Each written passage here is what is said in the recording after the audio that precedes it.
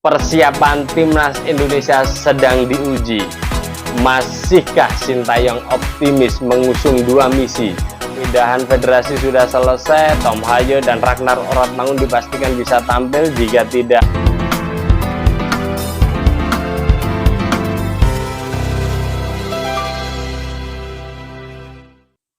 jelang pertandingan antara Vietnam versus Indonesia yang diselenggarakan pada tanggal 26 Maret 2024, lanjutan dari babak kualifikasi Piala Dunia, persiapan timnas Indonesia sedang diuji. Dikabarkan bahwa beberapa pemain timnas Indonesia dinyatakan sakit demam yang disebabkan karena virus, bisa jadi karena virus flu atau sejenisnya. Akan tetapi memang secara resmi kondisi ini tidak dipublikasikan oleh PSSI, Timnas ataupun Sintayong, atau mungkin ini bagian dari strategi. Siapa saja pemain yang sakit tidak dipublikasikan. Yang pasti adalah Sintayong secara mendadak memanggil 3 pemain untuk menyusul terbang ke Vietnam. Hernando posisi penjaga gawang, Ferrari posisinya center back, dan Rahmat Irianto posisinya gelandang bertahan. Bisa jadi ketiga pemain ini nanti akan menjadi backup jika terjadi sesuatu di pertandingan tersebut atau jelang pertandingan tersebut terkait dengan kebugaran. Pertanyaan besarnya, masihkah Sintayong optimis mengusung 2 misi? 1, memperbesar peluang timnas Indonesia untuk lolos ke putaran ketiga. Yang kedua, patahkan kutukan hampir 20 tahun tidak pernah menang di kandang Vietnam. Jika 2 misi ini yang diusung, maka targetnya hanya 1 di kandang Vietnam. Menang, menang, dan menang. Pertanyaannya memang yaitu, masihkah Sintayong optimis? Kita coba ulas berikut ini. Saya pribadi masih optimis dengan melihat beberapa news yang ada. Kenapa? Karena pertama, Sintayong sudah mempersiapkan timnas ini dalam waktu yang lama.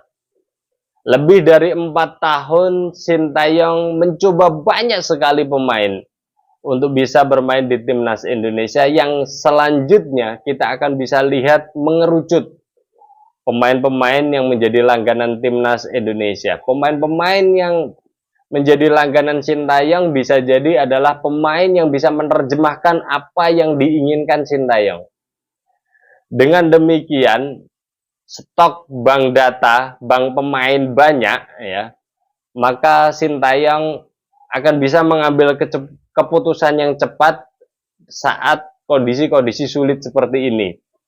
Seperti yang dilakukan Sintayong dengan secara cepat memanggil 3 nama, Hernando, Ferrari, terus kemudian Rahmat Irianto. Yang 3 pemain ini sebenarnya juga langganan timnas Indonesia juga di kelompok umur. Misalkan Ferrari ini kan seringkali dipanggil saat U23 dan sebagainya. Nah, ini yang menyebabkan Sintayong tetap optimis ya, karena sudah mempersiapkan timnas ini dalam waktu lama. Pemain-pemain yang dihuni timnas, baik dari yang keturunan, pemain yang bermain di luar negeri, atau stok yang ada di Liga Indonesia ya. Bisa jadi Sintayong sudah menyiapkan bank data ya, bisa jadi misalkan 50 pemain, kemudian yang dipanggil 28 kondisinya cedera, terus kemudian dipanggil lagi sesuai kebutuhan. Itu kemarin yang tergambarkan saat Indonesia atau Sintayong mempersiapkan 2 pertandingan ini melawan Vietnam. Sehingga dengan kondisi itu, gaya berpikir Sintayong seperti itu, saya masih optimis Sintayong akan tetap memasang target menang. Yang kedua, Sintayong seringkali membuat strategi taktik kejutan yang mungkin susah diantisipasi oleh lawan, atau mungkin banyak pengamat, seperti yang dilakukan di gelaran Piala Asia ya, atau pertandingan terakhir kemarin saat Indonesia melawan Vietnam, semua terkejut dengan starting 11 yang dimunculkan Sintayong. Terus kemudian juga banyak pengamat, karena memang yang dibutuhkan menang, maka timnas langsung menggebrak di menit awal dan sebagainya. Ternyata tidak juga. Sintayong masih berlaku moderat, menunggu, melihat kekuatan lawan sambil melihat posisi, situasi dan sebagainya, momentum yang tepat, memasukkan beberapa pemain untuk mengubah pola strategi dari yang moderat, seimbang menjadi menyerang. Saya yakin di Vietnam pun akan dilakukan hal yang sama dengan cara yang berbeda tentunya, sehingga tidak mudah dibaca oleh pelatih Vietnam. Tapi yang pasti dengan kayanya Sintayong dalam meracik strategi dan pilihan taktik, maka ini bisa menjadi kartu as bagi Sintayong dalam mengusung dua misi tersebut. Yang ketiga, ketambahan dua amunisi yang sangat penting di timnas. Proses perpindahan federasi sudah selesai. Tom Haye dan Ragnar Oratmangun dipastikan bisa tampil jika tidak sakit, ya. Karena secara administratif sudah selesai, maka dengan adanya dua tambahan amunisi ini, timnas Indonesia secara penyerangan nanti akan jauh lebih baik, ya. Jika misalkan TikTok dari para pemain bisa berjalan lancar.